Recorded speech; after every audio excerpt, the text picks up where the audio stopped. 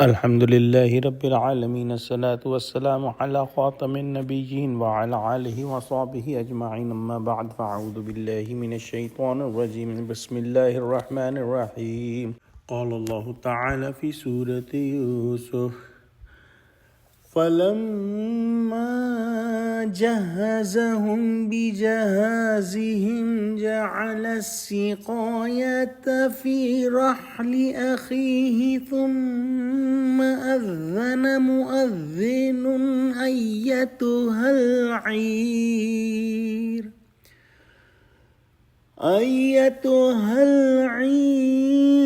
إنكم لسارقون. ترجمہ: جب ان کا اسباب تیار کر دیا تو اپنے بھائی کے شتیلے میں گلاس رکھ دیا، اور پھر جب وہ آبادی سے باہر نکل گئے تو ایک پکارنے والے نے آواز دی کہ قافلے والو، تم تو چور ہو.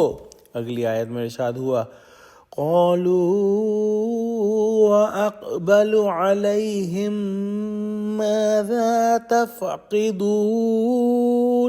ترجمہ: وہ ان کی طرف متوجہ ہو کر کہنے لگے، تمہاری کیا چیز کھو گئی ہے. اگلی آیت میں ارشاد ہوا: قالوا نفقد صواع الملك ولمن جاء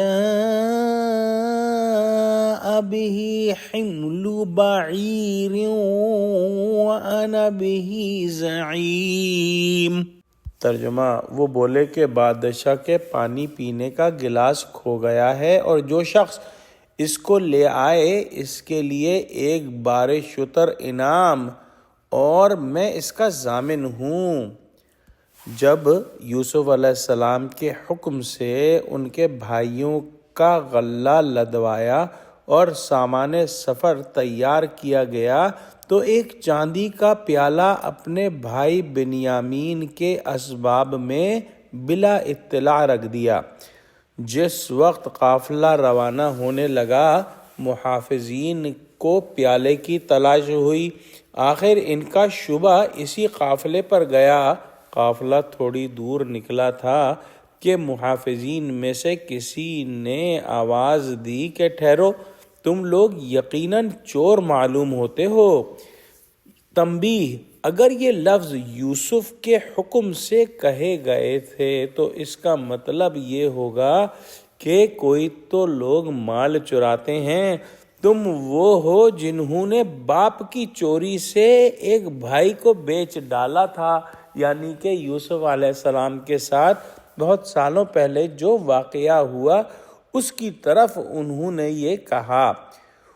پھر انہوں نے جواب دیا کہ بھائی، آپ ہم کو خامہ خامہ چور بناتے ہیں.